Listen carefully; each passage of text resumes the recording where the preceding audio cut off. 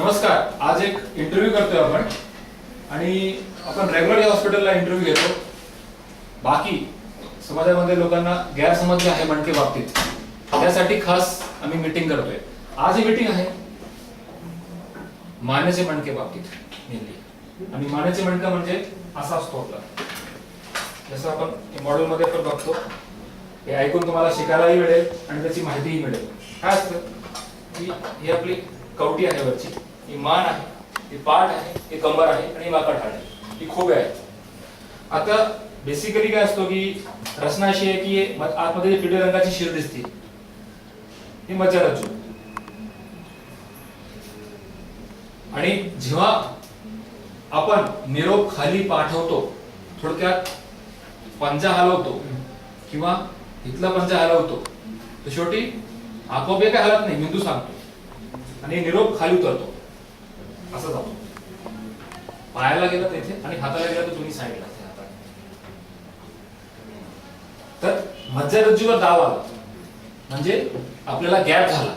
मज्जारज्जूवर दाब आला तर हातालाही त्रास होऊ शकतो आणि पायालाही त्रास होऊ शकतो. काही लोकांना पायाला जास्त त्रास होतो आणि काही लोकांना हाताला जास्त त्रास होतो. कोणाला कमरेतील गॅप झाला तर नुसतं पायाला त्रास होणार, पण मानेच्या मणक्याला त्रास झाला किंवा गॅप वाढला, शीर चोकअप झाली तर हातालाही त्रास होऊ शकतो आणि पायालाही त्रास होऊ शकतो. आणि जर गॅप मोठा झाला, दाब मोठा झाला, मज्जारज्जूवर मोठा निर्माण झाला तर ऑपरेशनच करावं लागतो. पण ऑपरेशन सांगितल्यानंतर आमचा अनुभव आहे की 90% लोकांना लगेच घाम सुटतो. ऑपरेशन मणकेचा मग सक्सेस होणार नाही. कोणीतरी म्हणतो आमचं त्याचं झालंय, ते झोपून पडले, त्यांचा झाला, सक्सेस नाही झाला. आज ही मीटिंग आहे ह्या पेशंटांबरोबर ज्यांचं आता हल्ली ऑपरेशन झालेलं आहे. काही पेशंट आहे जे आता हॉस्पिटलमध्ये ऍडमिट आहे आणि काही पेशंट, एक दोन पेशंट आता ओपीडीला दाखवायला आले होते, ते त्यांना पण इंटरव्ह्यू मध्ये मी बसून घेतला.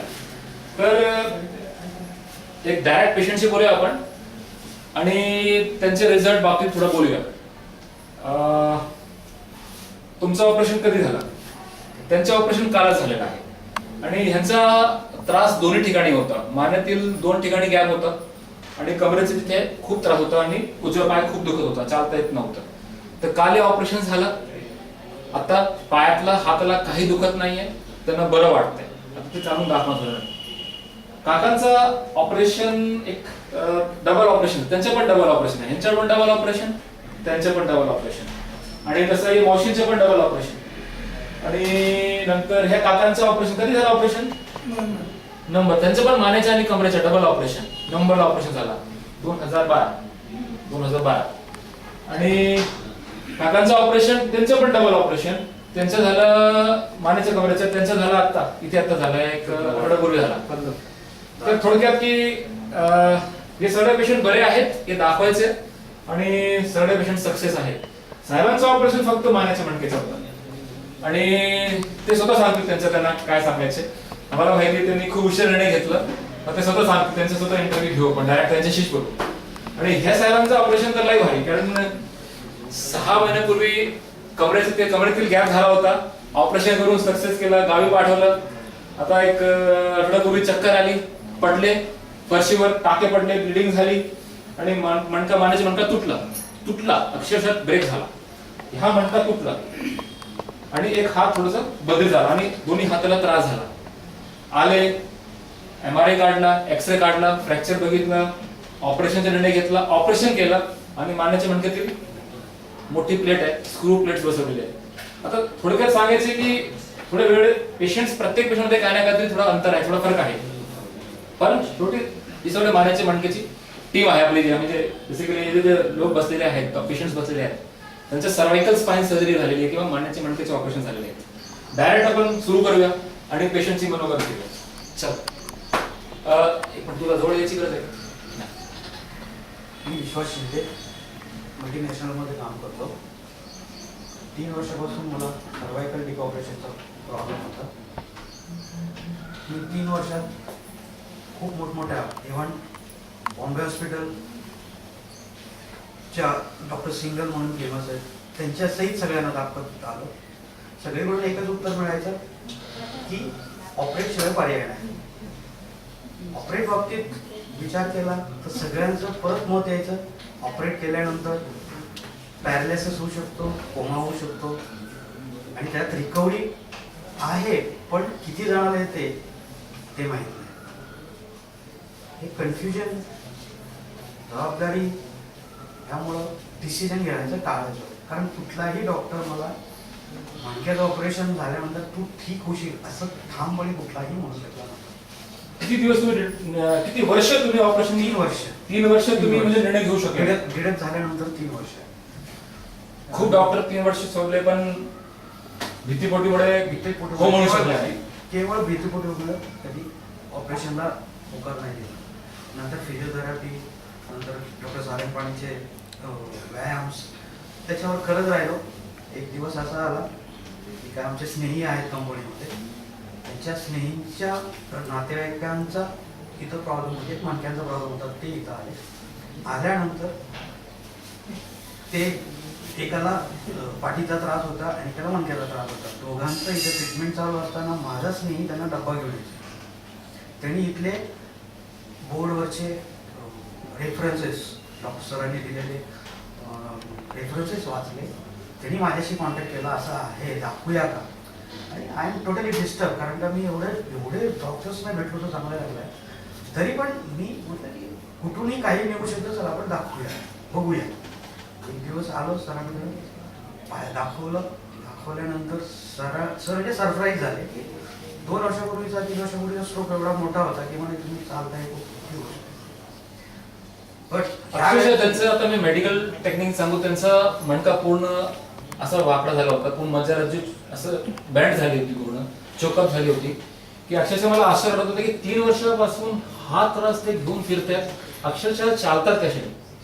म्हणजे त्यांना आता पॅरालिसिस झाली. मी त्यांना काही सांगितलं की फक्त देवकृपा आहे की तुम्ही चालतायत, नाहीतर नॉर्मली 3 वर्षामध्ये ह्यासारख्या बिमारीचं पेशंट 100% लिव्हर झालं असतं किंवा अपंग झालं असतं.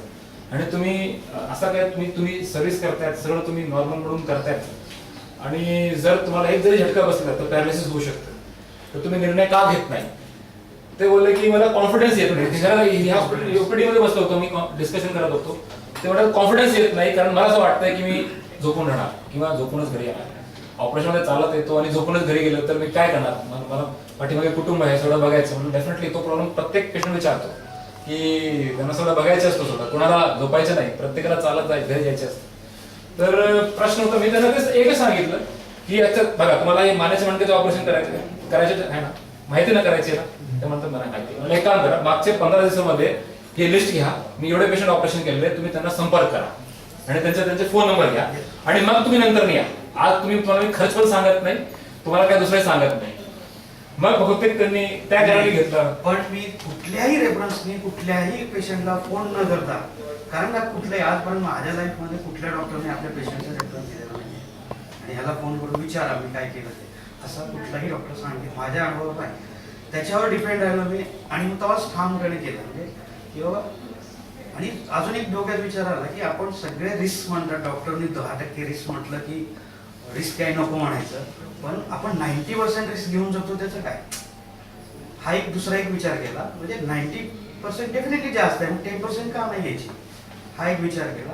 आणि सरांचा जो कॉन्फिडन्स होता की मी तुला 30% चांगलं, हे शब्द म्हणजे मला ह्याच्यात एकदम फिट झालं. ऑपरेशन नंतर तुम्हाला किती दिवसांनी बरं वाटलं की किती तासांनी बरं वाटलं? ऑपरेशन नंतर माझ्या लाईफ मध्ये, कारण की मी मोठे ऑपरेशन पाहिली, माझ्या ऑपरेशन नंतर आय एम ऑपरेट 12 वाजता माझं ऑपरेशन चालू झालं. 6 वाजता सरांनी थांबून मला हात उंच करायला लावला, पाय उचलायला लावला, तुम्ही चांगले झाले म्हटल्यानंतर ऑपरेशन थिएटरमधून गेले, हे मला चांगलं आठवत आहे.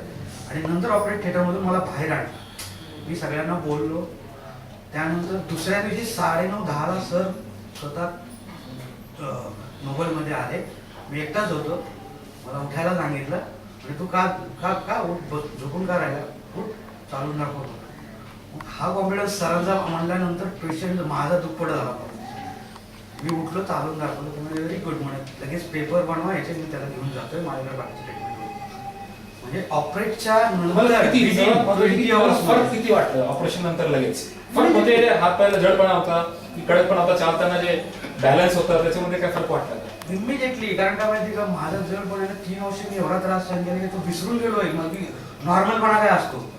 तेच कारण की त्रास खूप वर्षांनी वाढत जातो आणि माणूस आधी कसं चालत होतं किंवा किती फ्रीली चालत होतं ते विसरून जातो. मोकळेपणे चालत होतं ते विसरून जातो आणि टप्प्याटप्प्याने त्रास वाढत जातो. आता एकदा त्यांना बरं वाटलं, मग इथे शिफ्ट केल्यानंतर मग मॅक्स थेरपी सुरू केली. त्यांचे हात पाय सगळे मऊ पडायला लागले, त्या रक्त वाढायला लागलं. म्हणजे एवढं असं म्हणलं हो असं त्यांना लक्षात आलं 15 वर्षापूर्वी मी असणार आहे यासारखं कधी काहीतरी. ते थोडस जे एक आहे म्हणजे एक नॉर्मल पेक्षाही नॉर्मल, तर ते एक वेगळ्या प्रकारचा अनुभव त्यांनी आता हल्ली म्हणजे बघायला त्यांना मिळाला आहे.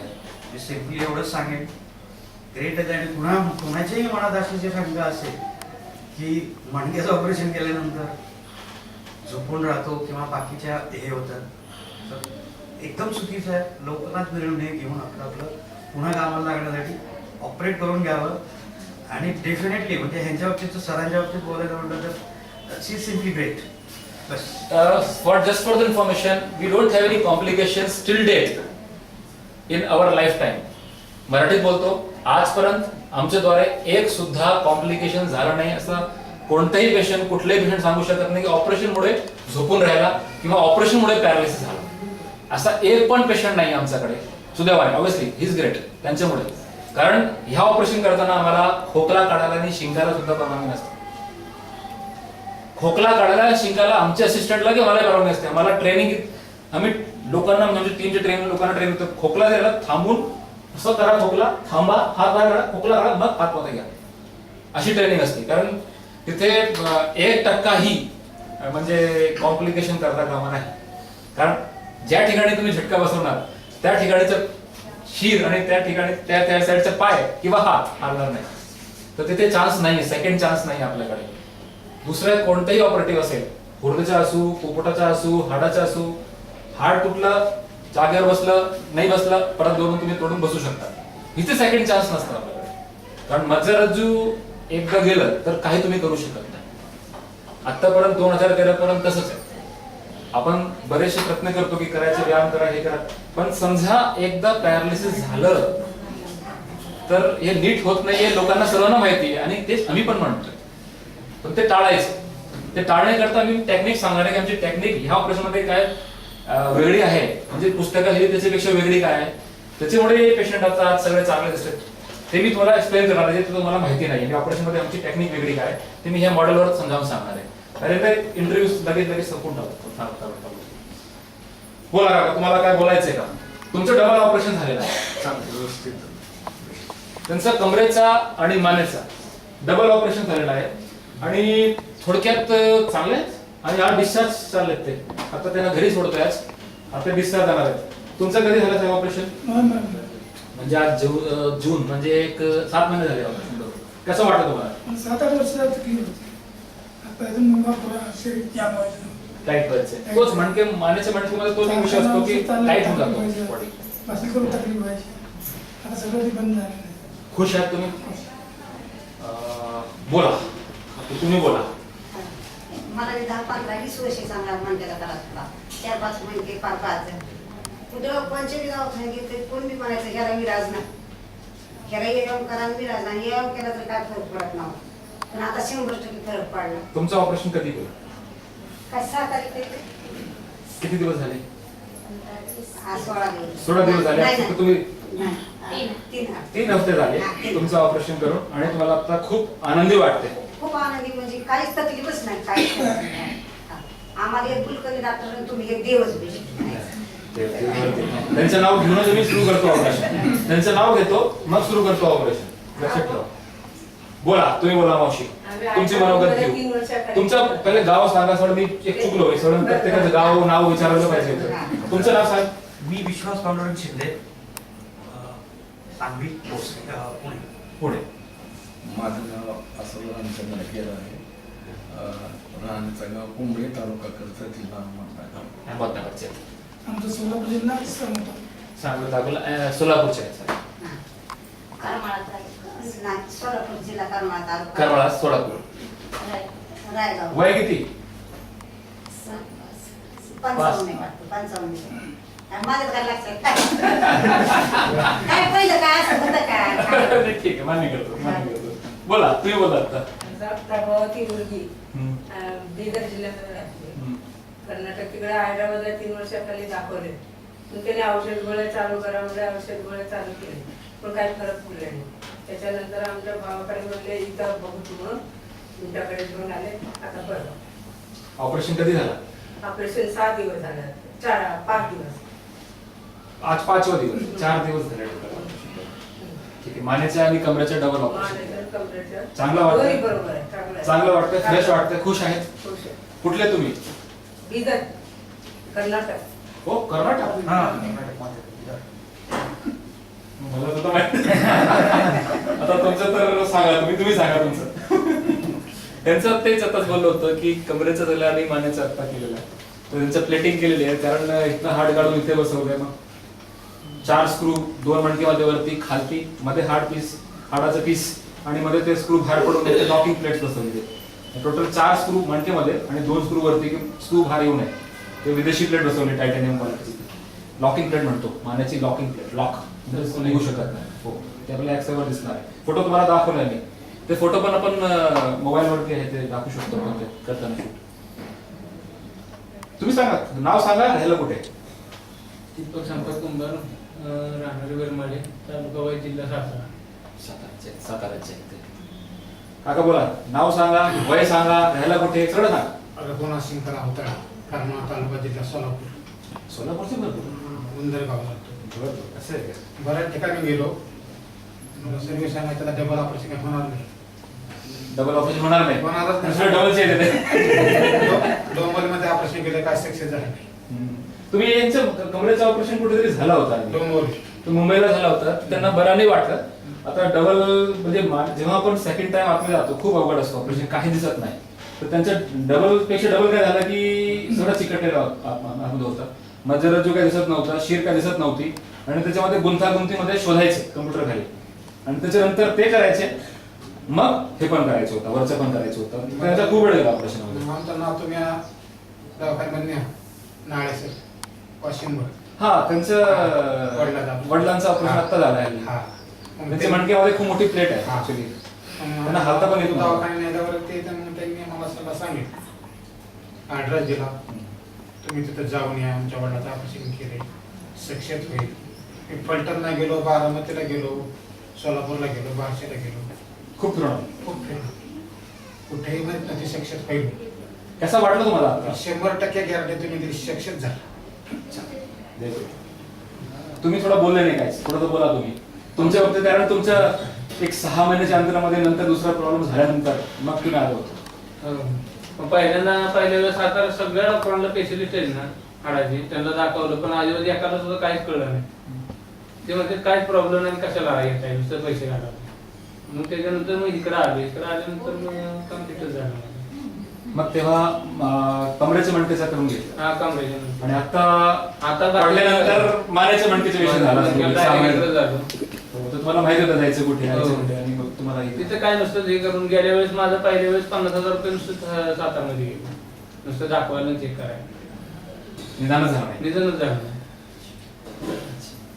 बोला भाई, तुम्ही बोला. माझं नाव प्रमिला लहानगड रवळे, राहणार ओझर, तालुका जुन्नर जिल्हा. ओझरचे आहात तुम्ही? 3 वर्ष जुन्नरचे आहात. 3 वर्ष झाले खूप कंबर आणि हे दुखायचं. त्यासाठी डॉक्टरांनी तुमचा पत्ता हा, त्यांचं त्यांना थोडं माहिती सगळं. ते त्यांचे खूप पेशंट झाले तिथले म्हणून ते खाले. ऑपरेशन झाले, कसं वाटतंय? बरं वाटतं. छान. तुमचं कालच झालं ऍक्च्युली, कालच झालं. तर आता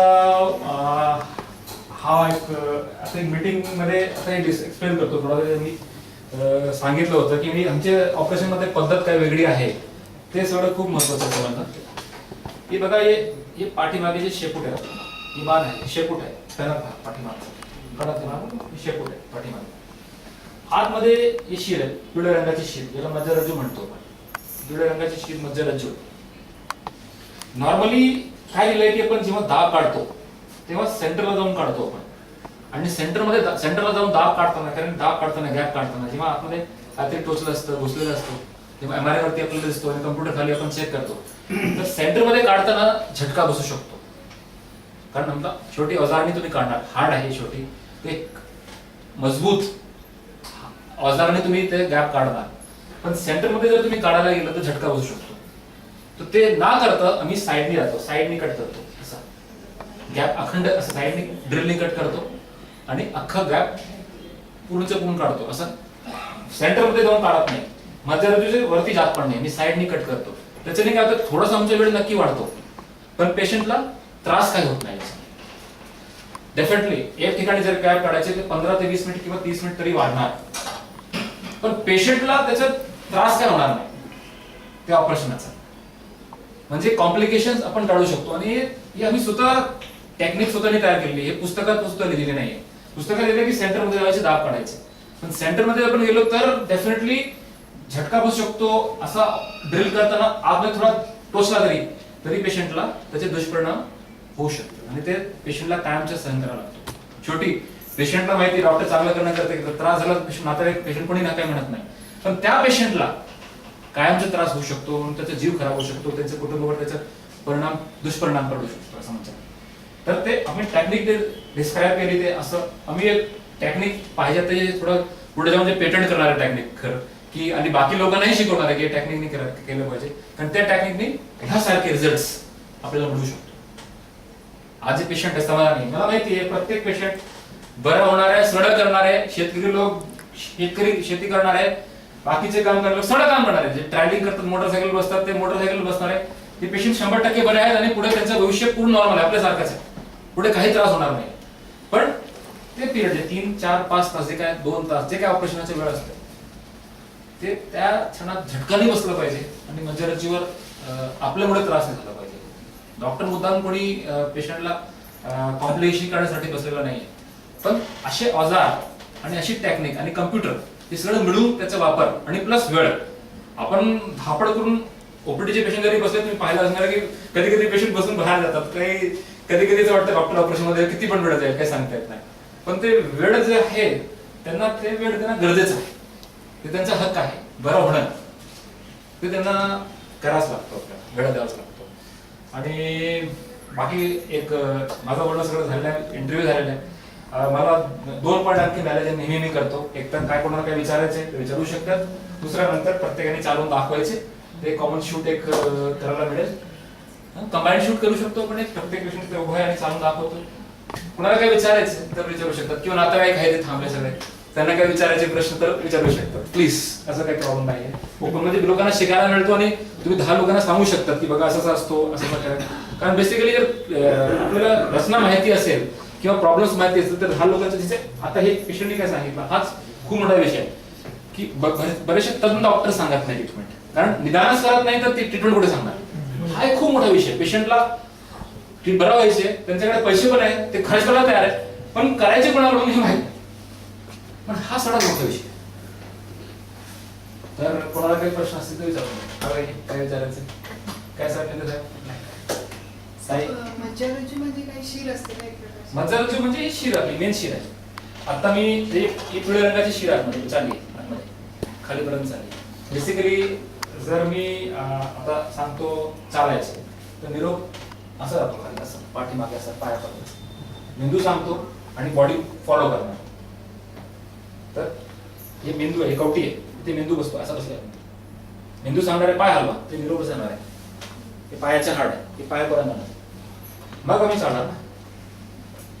पण जे इथे दाब पडला तर पायापर्यंत निरोप जात नाही, हातापर्यंत निरोप जात नाही व्यवस्थित, मग त्रास होतोय.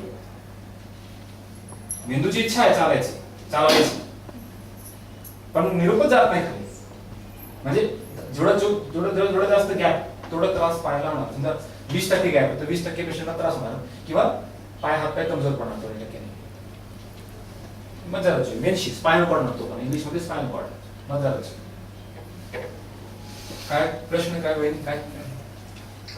चला थँक्यू. थोडासा मला इथे बरोबर चालून दाखवा, एक व्हिडिओ शूट घेतो की पेशंट खरं बरं झाले का, लोकांना विश्वास बसत नाही.